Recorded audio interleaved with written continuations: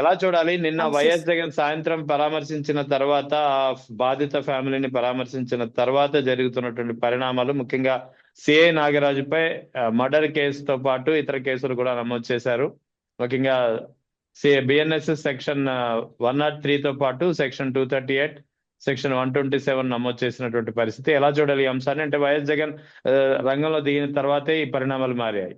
నిజానికి సాయి కృష్ణ ఆ, తల్లి గారు ఏదైతే నా కొడుకు కనిపించట్లేదు, మీరు తీసుకువెళ్ళారు కాబట్టి నా కొడుకు నాకు అప్పగించండి అని చెప్పి పోలీస్ స్టేషన్ కి వెళ్ళి సిఏ గారిని అడిగి కంప్లైంట్ ఇస్తుంటే ఆ కంప్లైంట్ తీసుకోని పరిస్థితి. దాదాపుగా నెల రోజులు అయిపోయినప్పటికీ కనీసం పోలీసు అధికారుల నుండి ఎట్లాంటి సమాచారం ఇవ్వకుండా ఏదైతే సాయి కృష్ణ ఉన్నాడో సాయి కృష్ణని తీసుకెళ్లి లాకప్ డెత్ చేసి కనీసం అంటే చివరి చూపు కూడా నోచుకోకుండా ఆ తల్లికి అంత రోదన, అంత కడుపుకోతను మిగిల్చిన ఈ పోలీస్ డిపార్ట్మెంట్ పూర్తిగా అంటే హోమ్ మినిస్టర్ గారు ఒక ఎట్లా ఉండిందంటే ఆవిడ పర్యవేక్షణలో లేదు. ఇదంతా లోకేష్ గారి పర్యవేక్షణలో జరుగుతుంది.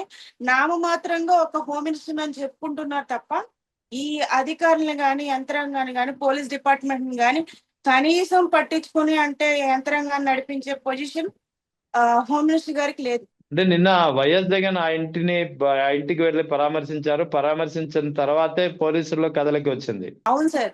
యాక్చువల్ గా నిజం చెప్పాలి అంటే వాళ్ళు కూటమి ప్రభుత్వానికి పనిచేసి కుటుంబ ప్రభుత్వంలో ఒక కార్యకర్తలాగా ఉన్న పర్సన్స్. సాయి కృష్ణ కుటుంబం మొత్తం పవన్ కళ్యాణ్ గారికి ఎంతో కష్టపడి పనిచేశారు.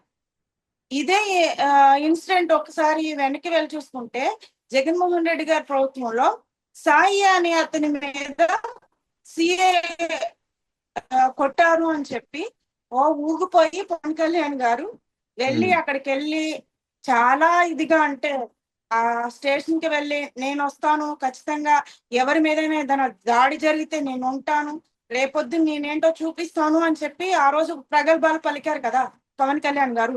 మరి వాళ్ళ కార్యకర్తని లాకప్ డెత్ చేసి చంపేసి కనీసం ఆ చివరి చూపు కూడా నోచుకోకుండా వాళ్ళే అంత్యక్రియలు చేసేసి కనీసం అంటే తల్లి పడే బాధ ఏంటంటే కనీసం ఆ బూడిదైనా మాకు అప్పగించండి అని చెప్పి అడుగుతున్నారు. ఇంతకంటే దౌర్భాగ్యం ఇంకొకటి ఉంటుందా? ఉగ్రవాదులను కూడా మనం ఇలా ఇంత దారుణంగా శిక్షించమే ఆఖరి చూపుకు నోచుకొని ఆ తల్లి పడుతున్న వేదనను కూడా ఈ రోజు పవన్ కళ్యాణ్ గారు కనీసం అంటే కనీసం పట్టించుకోలేదు. మళ్ళీ పైపెచ్చు హోమ్ మినిస్టర్ గారిని మేకప్ క్యూన్ అని చెప్పి కామెంట్ చేశారు అని చెప్పి దాని గురించి మాట్లాడే ఖాళీ ఉంది కానీ ఒక్కటే సామాజిక వర్గం, ఒక కాపు సామాజిక వర్గాన్ని అడ్డు పెట్టుకుని అంత ఒక పెద్ద పొజిషన్ కి వెళ్ళిన ఈ పవన్ కళ్యాణ్ గారు కాపు కులాన్ని ఉద్ధరించింది అంటే ఆ కులానికి అండగా నిలుస్తారనే కదా వీళ్ళందరూ రోడ్లకి మేమేంటో మా సత్తా ఏంటో చూపించాలి అని చెప్పి కాపులందరూ ఏకతాటిపైకి వెళ్ళి ఆయనకు అంత బాధ్యత అప్పగించి ఈ రోజు ఒక డిప్యూటీ సీఎం గా ఉండి ఆ పదవిలో ఉన్నారు అంటే ఆ కమ్యూనిటీ పూర్తిగా ఆయనకు అండగా నిలబడటం వల్లే కదా. మరి కమ్యూనిటీకి అంత ఇంత ఘోరంగా జరుగుతూ ఉంటే చంద్రబాబు నాయుడు గారిని నిలదీయాలిగా. మరి అప్పుడేమో జగన్మోహన్ రెడ్డి గారు కాబట్టి నిలదీసేశారా? ఇప్పుడు ఒక పొజిషన్ లో ఉండి ఆయన డిప్యూటీ సీఎం గా ఉండి కూడా చంద్రబాబు నాయుడు గారిని అడగడం లేదు, రోడ్ ఎక్కడం లేదు, ప్రశ్నించడం లేదు, ఇంకా పైపెచ్చు హోమ్ మినిస్టర్ గారిని తిట్టేశారు అని చెప్పి మాట్లాడుతూ ఉన్నారు. ఇది ఎక్కడ సంస్కారమో నాకు అర్థం కావట్లేదు. అంటే క్యాస్ట్ గా కాకపోయినా మానవత్వంతో కొంచెమైనా ఆలోచించాలి కదా. ఆ తల్లి పడుతున్న రోదన ఆవిడ చూస్తుంటే చాలా ఎంత ఎలాంటి వాళ్ళకైనా అంత మానసికంగా ఒత్తిడికి గురవుతూ ఉన్నారు. ఈ రోజు జగన్మోహన్ రెడ్డి గారు మానవత్వంతోనే వాళ్ళ ఇంటికి వెళ్ళింది. ఈ రోజు జగన్మోహన్ రెడ్డి గారు నిన్న వెళ్ళారు కాబట్టే ఈ రోజు సిఏ గారిని సస్పెండ్ చేస్తున్నామని చెప్తున్నారు. సిఏ ఒక్కలేనా బాధ్యులు? దీనికి సంబంధించి ఇంకెవరు లేరా? సిఏ ఇంత పెద్ద నిర్ణయం తీసుకోగలరా? దీని వెనక ఎవరైతే ఉన్నారో వాళ్ళందరినీ చట్టం ముందు అప్పగించాలి. అంటే చట్టాన్ని వీళ్ళ చేతుల్లో తీసుకుని పోలీసు అధికారులు చేసిన ఈ దుర్మార్గాన్ని ఇంకొకరు ఇట్లా చేయకుండా కఠినమైన చర్యలు తీసుకోవాలి. ఇది కూడా ఇప్పుడు వేశారు కదా. యాక్చువల్ గా వీళ్ళు వేసింది కూడా కరెక్ట్ అని నేను అనుకోవట్లేదు. ఇదేంటంటే జగన్మోహన్ రెడ్డి గారు వెళ్ళారు కాబట్టి విష్యూ పెద్దది అవుతుంది కాబట్టి జగన్ అన్న వచ్చినాక మీ మీకు ఇవ్వాల్సింది మొత్తం ఇస్తాను, అందరి మీద ఎంక్వైరీలు వేస్తాను అన్నారు కాబట్టి కంటి తుడిపి చర్యగానే ఇది వేశారు అంతే. అయితే ఇక్కడ పవన్ కళ్యాణ్ అంటే వాస్తవానికి బాధిత కుటుంబం సాయికృష్ణ కుటుంబం గత ఎన్నికల్లో 2024 ఎన్నికల్లో ఆ జనసేన తరపున పోటీ చేసింది. ముఖ్యంగా జనసేన ఐడి కార్డులు కూడా ఉన్నాయి వాళ్ళ దగ్గర. సో అంటే గత తమ పార్టీకి సంబంధించినటువంటి వ్యక్తి విషయంలో ఇలా జరిగినా సరే పవన్ కళ్యాణ్ కనీసం నోరెత్తడం లేదు. అవును సార్, పవన్ కళ్యాణ్ గారు నోరు విప్పాలి, ఆయన వచ్చి మాట్లాడాలి. ఇది ఎందుకు జరిగింది, దీని మీద ఎంక్వైరీ చేస్తాము, చెయ్యాలి ప్రభుత్వం నుండి అని చెప్పి ఏదైతే బాధిత కుటుంబం ఉందో వాళ్ళు అదే కోరుకున్నారు కదా. బాధిత కుటుంబం మాకు పవన్ కళ్యాణ్ గారు అండగా ఉన్నారు అని చెప్పుకోవాలనుకున్నారు. కనీసం ఒక మానవత్వంతో కూడా ఆలోచించకుండా పవన్ కళ్యాణ్ గారు వచ్చి మాట్లాడిన దాఖలాలే లేవు. పైపెచ్చు వాళ్ళు చేసింది ఏంటో తెలుసా, ఈ జనసేన నాయకుడిని అక్కడ ఉన్న ఇన్ఛార్జిని పంపించి, అంటే ఒక వ్యక్తిని చంపేశారు, 22 ఏళ్ల అబ్బాయిని అంత దారుణాతి దారుణంగా లాకప్ డెత్ చేసి చంపేసి బేరాలాడారంట సార్. ఎంత ఘోరం సార్. అంటే చనిపోయిన వ్యక్తిని తీసుకురాలేరు, 2 కోట్లు ఇస్తామని చెప్పి వీళ్ళ జనసేన పార్టీకి సంబంధించిన నాయకుడు ఇన్ఛార్జిని పంపించి బేరాలాడారు. ఎంత దుర్మార్గమైన చర్యలు సార్ ఇది. ఇక్కడ వాస్తవానికి అక్కడ లోకల్ గా ఉన్నటువంటి మీ కృష్ణా జిల్లాలో ఉన్నటువంటి పబ్లిక్ ఈ ఇన్సిడెంట్ మీద ఏమనుకుంటున్నారు? నిజంగానే సాయి కృష్ణకి లాకప్ డెత్ చేసి చంపేశారు అనుకుంటున్నారా, లేకపోతే సాయి కృష్ణ కనిపించకుండా పోయాడని అనుకుంటున్నారా? అసలు పబ్లిక్ ఏమనుకుంటుంది ఈ ఇన్సిడెంట్ పై? నిజానికి ప్రజలందరూ కూడా, అంటే ఇప్పుడు ఏదైనా ఇన్సిడెంట్ జరిగింది అనుకోండి సార్, ఇప్పుడు రౌడీ షీటర్ గా ఓపెన్ చేశారు, అతని మీద రౌడీ షీట్ ఉంది, దాని ప్రకారం వాళ్ళు స్టేషన్ కి తీసుకెళ్లారు. తీసుకువెళ్ళిన తర్వాత పోలీస్ డిపార్ట్మెంట్ లో చేసే ప్రక్రియ ఒకటి ఉంటుంది. ఏం చేస్తారు, వాళ్ళ సంతకాలు పెట్టించుకున్న తర్వాత ఎవరొకరిని వాళ్ళ పోలీస్ అంటే కానిస్టేబుల్ ఎవరో ఒకరిని పెట్టి ఇంటికి పంపించి లేదా వాళ్ళకి అప్పగించి వెళ్తారు. ఇది రూల్. అయితే వీళ్ళు తీసుకెళ్లారు 9వ తారీఖు. అంటే ఎవరైతే సాయికృష్ణ తల్లి గారు ఉన్నారో ఆవిడ ఫోన్ ట్రాక్ చేసుకుని దాన్ని బట్టి పట్టుకుని ఈ అబ్బాయిని తీసుకెళ్లడం జరిగింది. తన కొడుకుని ఇలా పోలీస్ డిపార్ట్మెంట్ వాళ్ళు వచ్చి సిఐ నాగరాజు గారు మన డిపార్ట్మెంట్ వాళ్ళు వచ్చి తీసుకెళ్లారని చెప్తున్నారు. సో తీసుకెళ్లిన తర్వాత వీళ్ళకి నేరుగా ఎవరైతే తల్లి ఉన్నారో ఆవిడికి అప్పగించలేదు. పోలీస్ స్టేషన్ లోనే చిత్రహింసలు నానా హింసలు పెట్టి లాకప్ డెత్ చేస్తారు. చేసేసిన తర్వాత వీళ్ళు కంప్లైంట్ ఇవ్వడానికి వెళ్ళినప్పుడు కనీసం వాళ్ళు స్పందించడం మానేసి, అంటే నిజంగానే వాళ్ళు పంపించేసి ఉంటే మేము పంపించేసాం అని చెప్పేవాళ్ళు కదా సార్. అట్లా చేయలేదు.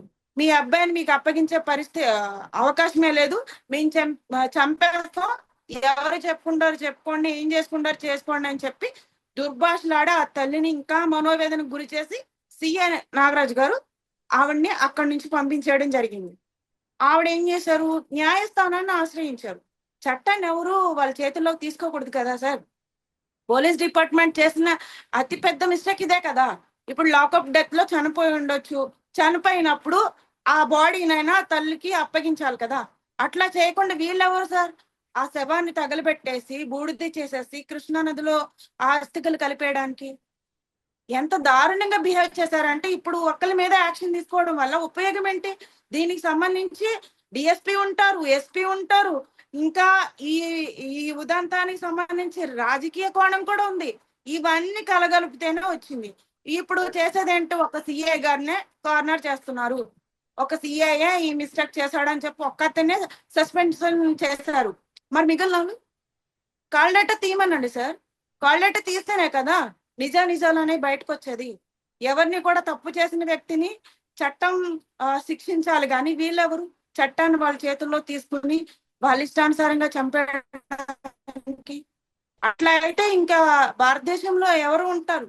రాజ్యాంగం ఏం మనకి చూపించింది? రాజ్యాంగాన్ని ఎట్లా నిర్వర్తిస్తూ ఉన్నాం మనం? అంటే చట్టాన్ని వీళ్ళ చేతిలో తీసేస్తుంటే ప్రతి ఒక్క పౌరుడు తీసుకుంటాడు. అట్లా అయితే ఎవరు మిగలరు, అందరూ చచ్చిపోతారు. ఇట్లా అయితే ఒకరినొకరు చంపుకుంటూ పోతారు. ఇదేనా? అంటే ప్రజలు అనుకునేది ఏంటంటే కావాలని చంపేశారు, చంపేసి అది బయటకు రానుకోకుండా చేయాలన్న ఉద్దేశంతో వీళ్ళు ఇదంతా చేస్తా ఉన్నారు. ఇది ప్రభుత్వం నుండి అతి పెద్ద మిస్టేక్. ప్రభుత్వం కావాలని ఈ హత్యలు చేయించింది. హత్య రాజకీయాలే ఇవన్నీ.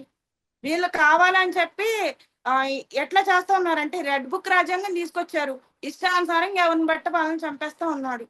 ఏం సార్ ఇది? లా అండ్ ఆర్డర్ పూర్తిగా కొలాప్స్ అయింది. ప్రశ్నించే వాళ్ళు గొంతులేమో మూసేస్తా ఉన్నారు. ప్రశ్నించకూడదు. పబ్లిక్ అసలు లాకప్ డెత్ ప్రజాస్వామ్యంలో అనే ఉన్నామా అనిపిస్తుంది. కాదు పబ్లిక్, జనరల్ పబ్లిక్, సామాన్య ప్రజానికం అది లాకప్ డెత్ జరిగిందని అనుకుంటున్నారా? అవును, ఇది ముమ్మాటికి లాకప్ డెత్ అనే ప్రజలందరూ నమ్ముతున్నారు.